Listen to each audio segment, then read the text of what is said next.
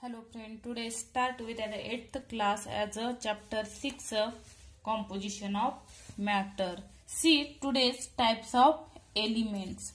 See question, take the following object: iron nail, sheet, copper wire, aluminium wire, a piece of coal. Rub each object on a fresh surface of sandpaper and observe. बघा ते काय सांगितलं, आयर्नने म्हणजे लोखंडाचा खिळा घ्यायचा, घरी available असतो. कॉपरची वायर, ज्या काय आपल्या वायर असतात, कशाची तार असते, तांब्याची तार, that means of copper wire. Aluminium wire, त्याच्यात मध्येच दुसरी दोन वायर असते, त्यातली एक अल्युमिनियमची असते आणि दुसरी कॉपरची वायर, ती अवेलेबल असू शकते. आणि अ पीस ऑफ कोल, आणि कोळशाचे काय घ्यायचे, तुकडे घ्यायचे. काय करायचंय बघा, रब ईच ऑब्जेक्ट, हे काय ऑब्जेक्ट होते, iron nail, copper wire, aluminium wire आणि कोल. हे काय करायचे, रब करायचे. कशावरती? As a fresh surface of sandpaper and observe. काय करायचे, सॅन्डपेपरवर घासायचे आणि काय आढळतं ते पाहायचं. नंतर बघा, हॅमर घ्यायचा, हातोडा. Each object with force. हॅमरनं काय करायचं, हे जे ऑब्जेक्ट होतं, iron nail, copper wire, aluminium आणि पीस ऑफ, ह्याच्यावर काय करायचं, हॅमरनं फोर्स द्यायचा. म्हणजे थोडक्यात त्याच्यावरती मारा करायचा, सतत हाणत जायचं. काय घडून येतं ते चार्ट मध्ये लिहायचं. आणि काय सांगायचं त्याच्याबरोबर बघा, take care not to hurt yourself. पण ही काळजी घ्या, टेक केअर घ्या. कशाची? स्वतःची, की आपल्या त्या हाताला किंवा स्वतःला इजा होणार नाही. बघा, record your observation in the following table. जो काही टेबल दिलाय तो काय करायचा, कम्प्लीट करायचा. बघा इथं पहिल्यांदा काय घेतलाय, आयर्न नेल घेतलाय. बघ काय दिलंय टेबलमध्ये, अगोदर ऑब्जेक्ट कुठले कुठले दिलेत, iron nail, copper wire, aluminium wire आणि कोल पीस म्हणजे कोळशाचे तुकडे. बघा ते काय करायचं, इन दी सरफेस शायनिंग, त्यांच्या सरफेसला शायनिंग येते ती पाहायचं आहे. येत असेल तर यस, नसेल तर नो लिहायचं. नंतर बघा, डज नॉट शेप फ्लॅटन किंवा ब्रेक होतात. ते फ्लॅट होतात हॅमरला हाणल्यावर की तुटतात. Into small pieces on hammering. पहिल्यांदा हॅमरिंगचं पाठीमागे बघितलं, तेच कम्प्लीट करायचंय. बघा, आयर्न नेल मध्ये काय होईल, सरफेस जेव्हा रब करताला त्याला शायनिंग येईल का? यस येईल. पाहिलेलं आहे आपण, मेटल आणि नॉन मेटल गेल्या वर्षी शिकलेलं आहे. नंतर बघा, डज नॉट शेप फ्लॅटन. जेव्हा तुम्ही हॅमरनं आयर्न नेलवर ते हंचला तेव्हा काय होईल, त्याच्यात एक पत्रा तयार होईल. बरोबर आहे का? काय होईल, प्लॅनचे काही तुकडे पडतील का? नाही, फ्लॅटन. नंतर बघा, कॉपर वायर. कॉपर वायर हा सुद्धा काय आहे, मेटलच आहे. आणि त्याला जेव्हा तुम्ही रब करताल तेव्हा त्याला काय निर्माण होईल, शायनिंग तयार होईल. सॉरी, यस लिहायचं, शायनिंग येईल, यस. नंतर बघा, हा सुद्धा मेटल असल्यामुळे त्याचं सुद्धा काय होईल, फ्लॅटन. हॅमरिंग हाणल्यामुळे पत्रा तयार होईल. नंतर बघा, अल्युमिनियम वायर. हा सुद्धा मेटल आहे, त्याच्यामुळे हे जे काय येईल, यसच येईल. शायनिंग म्हणजे तुम्ही कशावर असं कशावरही रब करा, म्हणजे ते काय सांगत होतं, सँड पेपरवरती सांगत होतं, सँड पेपरवरती रब करून पहा. आणि ह्याला तुम्ही हंचाल त्याचे तुकडे पडतील का? नाही, त्याच्यामुळे ते काय होईल, फ्लॅटन होईल. नंतर बघा, कोल पीस. कोळसा सर्वांनाच माहिती आहे, आणि कोळसा हा काय, नॉन मेटल आहे. नॉन मेटल म्हणजे काय होते, त्याचे छोटे छोटे कण होते, आणि ते रब केलं त्याला शायनिंग येईल का? नाही येणार आहे, नो. आणि जेव्हा तुम्ही हॅमरिंग कराल, त्याच्यावरती हातोड्याने हाणार, त्याचे काय होतील, स्मॉल तुकडे होतील, त्याच्यात ठिसूळपणा जाणवेल, त्याच्यामुळे हे काय होईल, ब्रेक होईल. नंतर बघा, the object in the above activity. ह्या ज्या ऍक्टिव्हिटी केल्या, आता made element iron, that means of Fe, copper Cu, aluminium Al and carbon. Carbon कशाला म्हटलं जातं लक्षात ठेवा, कोळशाला कार्बन म्हटलं, म्हणजे जो काही जळून राहिलेला भाग आहे तो म्हणजे काय, कार्बन असतो. As a respectively. Fill the following table in the basis of the observation obtained on doing the above two test of each of the object. इथं पण टेबल द्या बघा, एलिमेंट्स हॅव्हिंग शायनी सरफेस. इथं तुम्ही कोणतंही लिहू शकता, अल्युमिनियम लिहू शकता, कॉपर लिहू शकता, आयर्न. काय सांगितलं ह्यांनी, शायनी सरफेस होतो. प्रत्येकात जे काही मेटल्स आहेत, मेटलमध्ये कुठलेही लिहू शकता. कॉपर सुद्धा शॉर्ट मध्ये लिहिते मी Cu.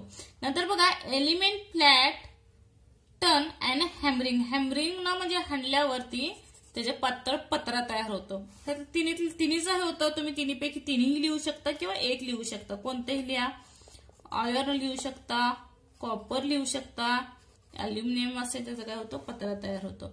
नंतर बघा elements with a dull surface. Dull surface कशाचा असतो, ऍज अ आयर्न. नंतर बघा element that break on hammering. Hammering हाणल्यावर त्याचे काय होतात, ब्रेक होतात as a coal, as a carbon, as a C. कोणतंही लिहू शकता तुम्ही. नंतर बघा you noticed that element has different physical property like lustre, paleness. म्हणजे आपण बघितलं काही एलिमेंटला काय आहे, लस्टर आहे, चकाकी आहे, तर काहीला काय आहे, डलनेसपणा आहे. कशामध्ये बघा नंतर अजून काय सांगितले, मेलेबिलिटी, ब्रिटलनेस म्हणजे ह्याच्यात काय दिसून आलं, काही मध्ये ठिसूळपणा आहे, उदाहरणार्थ coal as a carbon C. And malleability म्हणजे काही कठीणपणा सुद्धा आहे. According to the elements are classified in early times. Elements were classified into metal and non metal. त्यामुळे ते काय झालं, हे सर्व काय आहेत, एलिमेंट आहेत. आयर्न, कॉपर, अल्युमिनियम, कोल हे सगळे एलिमेंट मध्ये येतात. पण ह्याच्यामध्ये असं दिसून आलं की त्यांच्यात प्रत्येक प्रॉपर्टीज काय आहेत, वेगवेगळे आहेत. बरोबर आहे का. ह्या प्रॉपर्टीज वेगवेगळे असल्यामुळे जे काय आहेत ते वेगवेगळ्या ह्याच्यामध्ये क्लासिफिकेशन केलं त्या एलिमेंटचं. त्याच्यामुळे कुठले एलिमेंट आले, त्यातले काही मेटल्स आहेत ज्याला चकाकी आहे, ज्याच्यात कठीणपणा आहे, बरोबर, मेलेबिलिटी, आणि काही ठिसूळ पण आहे, पेलिनेस पण आहे, ते कशात येतात, नॉन मेटल मध्ये येतात. पुढचा पार्ट डिटेलमध्ये ह्याच्यावर शिकणार आहोत, मेटल अँड नॉन मेटल मध्ये, 7th चॅप्टर. बघा after invitation of new elements of new types metalloid. म्हणजे हे दोन्हीही गुणधर्म नसणारे म्हणजे काय, मेटलॉइड याचा धातू सदृश्य. In discovered the detail study in this element will be made in chapter metal and non metal. हा पुढचा चॅप्टर आहे 7th, मेटल, धातू आणि अधातूवर. म्हणजे पूर्णपणे धातूमध्ये कोणते घटक येतात आणि अधातूमध्ये कोणते येतात, आणि ऍज अ मेटलॉइड म्हणजे धातू सदृश्यमध्ये एक ठराविकच आहेत ज्याच्यात कोणतेही गुणधर्म, ते आपण पुढच्या पाठात शिकणार आहोत चॅप्टरमध्ये. नंतर बघा टाइप्स ऑफ कंपाऊंड. कंपाऊंडचे काय टाइप, ऍज अ संयोग. कंपाऊंड म्हणजे काय, संयोग. बघा काय आहे, ट्राय धिस ऍक्टिव्हिटी आहे. ऍपॅरेटस बघा, इव्हॅपोरेटिंग डिश, ट्रायपॉड स्टँड. हे बघा ही काय, ट्रायपॉड स्टँड, आणि ही इव्हॅपोरेटिंग डिश आणि बर्नर. नंतर बघा केमिकल्स, रसायन कुठली कुठली लागतात, कॅम्पर, कापूर, वॉशिंग सोडा, धुण्याचा soda, blue vitriol, sugar glucose आणि युरिया. बघा काय ऍक्टिव्हिटी आहे, keep a evaporating dish on a tripod stand.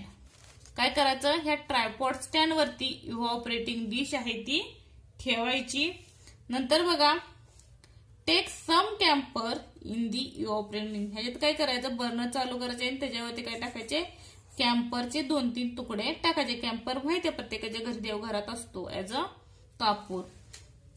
Heat is camper in the dish strongly with the help of a burner. त्याला काय करायचे, heat द्यायची strongly, कशाला, कॅम्परला. काय होतं ते पाहायचं प्रयोग.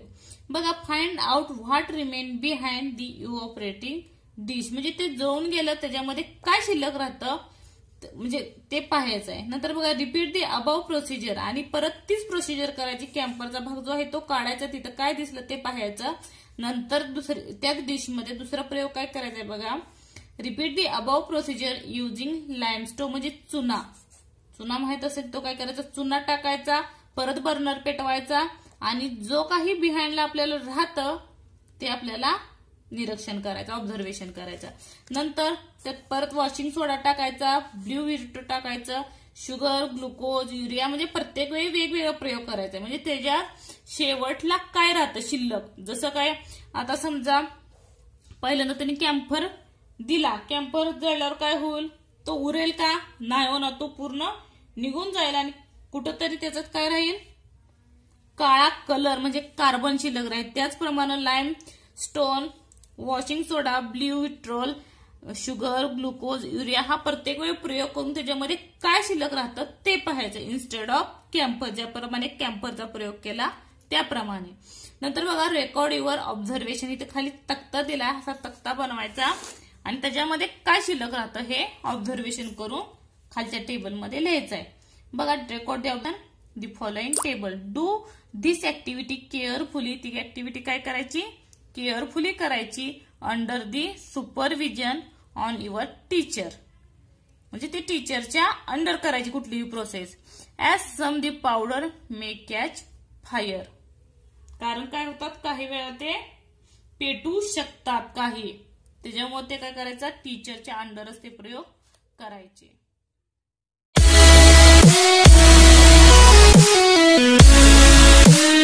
बघा परत काय घेतलंय पावडर इन दी इव्हॉपरेटिंग. ह्या इव्हॉपरेटिंग डिश मध्ये अगोदर कोणती पावडर घेतली? अगोदर कॅम्पर घेतला, नंतर लाइमस्टोन घेतला, नंतर washing soda, blue vitriol, sugar.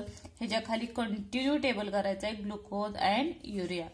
बघा काय दिलंय नंतर whether there was residue no residue in the evaporating dish. त्या डिश मध्ये म्हणजे अवशेष काही भाग म्हणजे थोडासा भाग काही राहिला की नाही राहिला ते सांगायचं. आणि कलर ऑफ दी रेसिड्यू ह्याच्यामध्ये जो काही राहिलेला भाग आहे बर्नर जाळून त्या डिश मध्ये जो काही जाळून भाग शिल्लक आहे त्या डिश मध्ये तो म्हणजेच काय रेसिड्यू.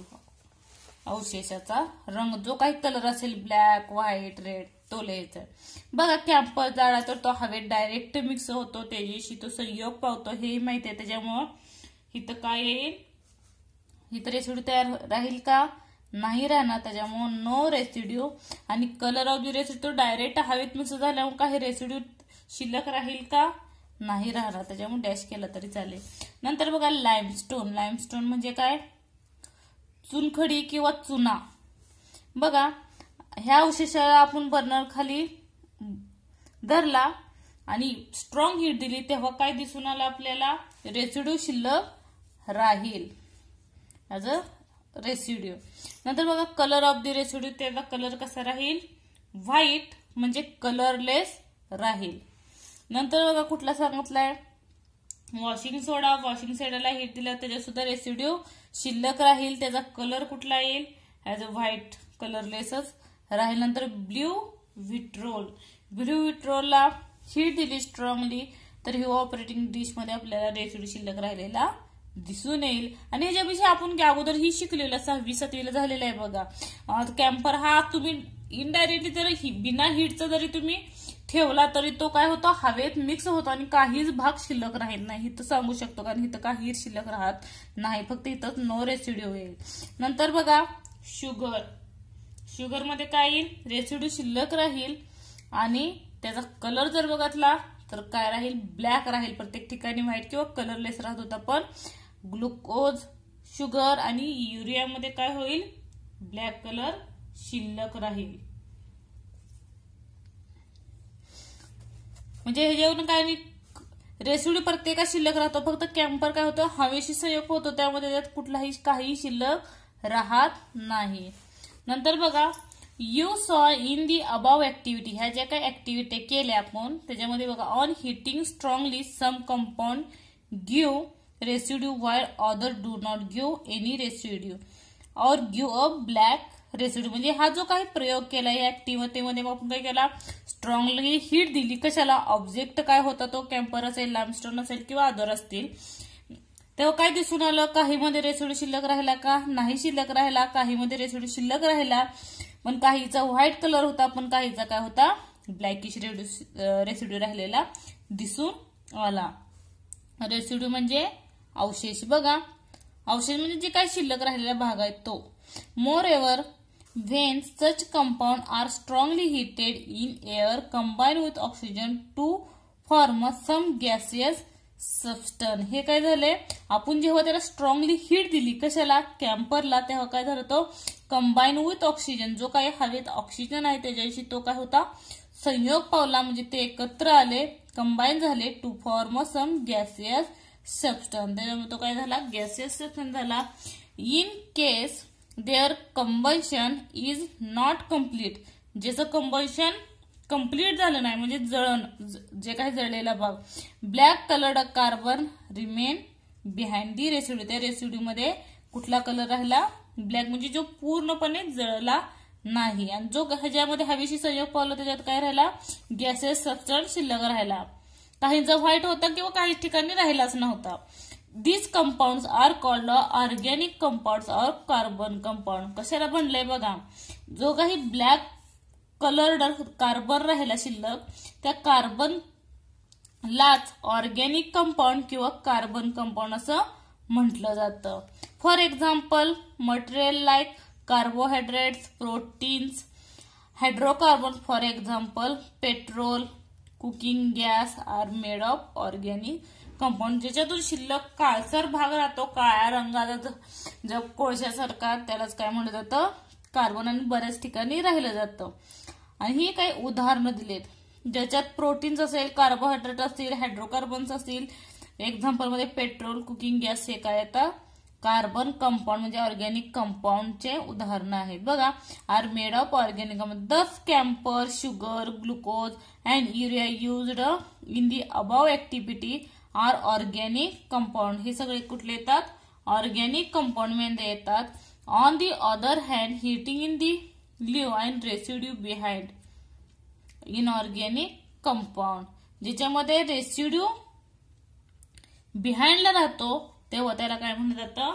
Inorganic compound. नंतर बघा, common salt, soda, rust, blue vitriol, limestones are inorganic compound. इनऑर्गॅनिकची उदाहरणं कोणते? Salt, soda, rust, blue vitriol, limestones are हे काय आहेत? इनऑर्गॅनिक कंपाऊंड्स आहेत. म्हणजे ज्याचा रेसिड्यू शिल्लक राहतो पण त्याचा कलरलेस राहतो, त्याच्यात काही शिल्लक राहत नसल्यागत कलर दिसून येतो तेव्हा त्याला इनऑर्गॅनिक कंपाऊंड म्हणलं जातं. In addition there is one more type of compound namely complex compound. आता कॉम्प्लेक्स त्याला अजून एक नाव आहे. दोन झाली, ऑर्गॅनिक आणि इनऑर्गॅनिक. पण जिथं काही शिल्लक राहत नाही त्याला काय म्हणलं जातं?